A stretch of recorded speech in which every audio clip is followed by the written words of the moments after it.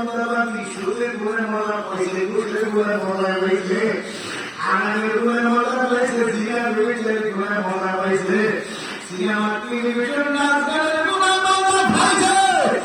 আমার মনের মাত্র লেখার মধ্যে মজা পাইছে, গাড়ি চালানোর গুণের মজা পাইছে, টেকনোলজির গুণের মজা পাইছে, ওই কুমার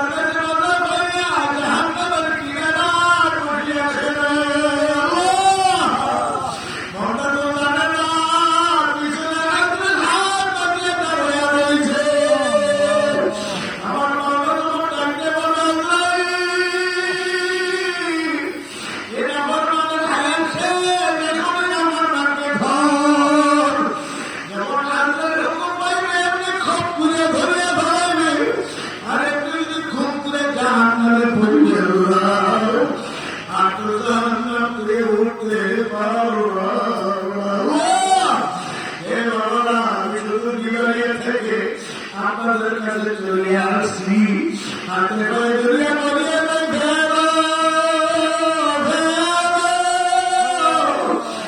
আর গুণার কাছে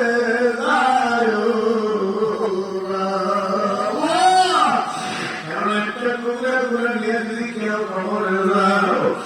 আল্লাহ হাদিস সাল্লাল্লাহু আলাইহি ওয়াসাল্লাম বলে গেছে, একটা টুকরা করার জন্য কমপক্ষে 7,000 বছর জাহান্নামে ঘুরে যাওয়া, জাহান্নামে ঘুরে কঠিন, একটা সেকেন্ডের আযাব সহ্য করার ক্ষমতা পৃথিবীর কোন মানুষের নাই। না বাস্তব করার জন্য করিয়া যায়, যদি একটা কথা মিথ্যা বলি আমাদের মধ্যে না বলে ধীরে চিন্তা কাটিয়া পালাইয়া দিবে। বাবার বৃহত্তম মুশরিক ওই কিশোরগঞ্জ যারা করিমগঞ্জ থানায় বয়ান করার পরিস্থিতিতে নাফসি গাড়ির বার একটা মামলি ছিল, পুলিশের একজন দারোগা আমার পিছনে জিজ্ঞাসা করান, আমি যেমন তাড়াতাড়ি ঘুরে তাকিয়েছি, ওই দারোগা আমার বলা চলে আমার উপরে কাঁদতে আছে। আমি বললাম ভাই ব্যাপার কি আপনি কাঁদলেন কেন? হুজুর আমি একজন দারোগা, আমরা জাহান্নামের বয়ান শুনাইছে, কবরের আযাবের বয়ান শুনেছে, জাহান্নামের আগুন কবরের আযাব সত্য। আমি বললাম ভাইজান আপনি কেমনে বললেন? একটা লাশ কবর থেকে তুললে মনে গ্রন্থের দায়িত্ব বড়, একজন সিপাহী পুলিশ কবরে যাইয়া ওই কবরের মালিকে সরাইয়া যখন কবরের দিকে তাকাইছি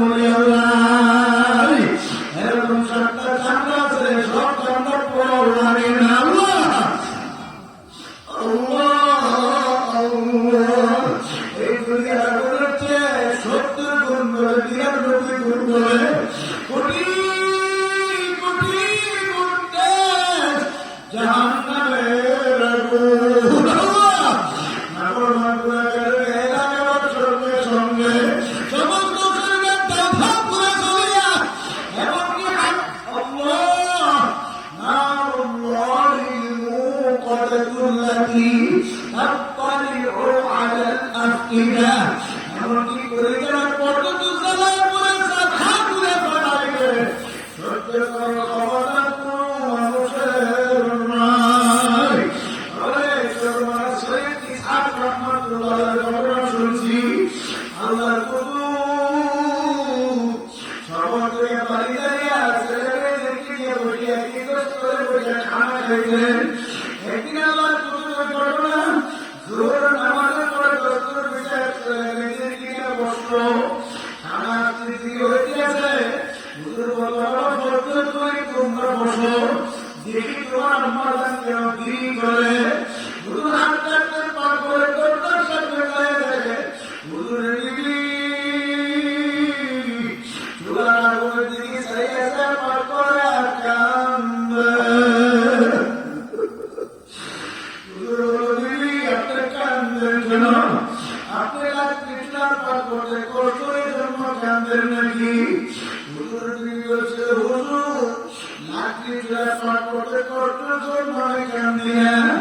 আমি কান্দি এই আগুনের দিকে তাকায় খেয়াল করতে আসি দুনিয়ার আগুনের ভিতরে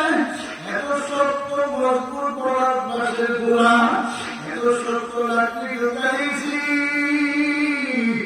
এক মাথা দিয়ে আগুন ধরছে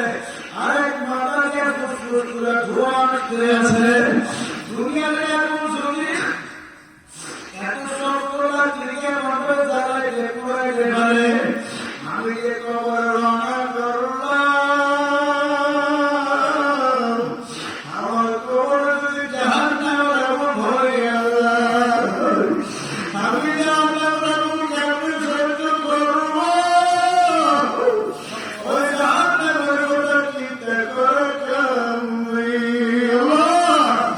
এমনি আল্লাহ কুতুব নিজে গলা ধরে কান্দে আর বলে ওরে আমার মাওলা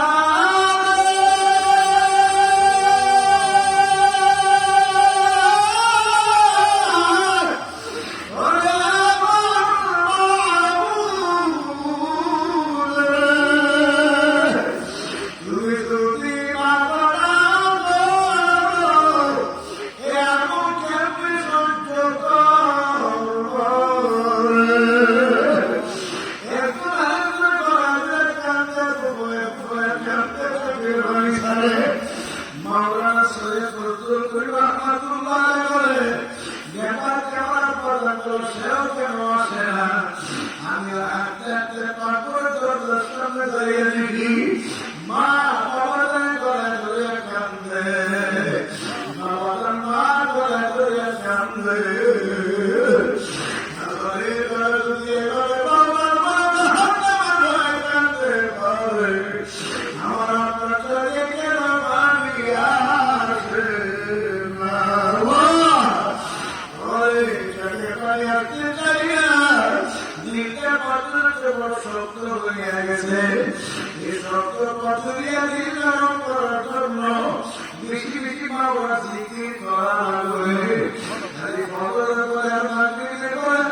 এই দিবার মাওলার তসবিহ তাহলি আদায় করবো আমার বান্দারা জীবনে বিকেলে আমি মাওলার তসবিহ তাহলি আদায় করবো আর আমার জিকির করবো আমার মাওলা জিকির করে দিল নরম হইলে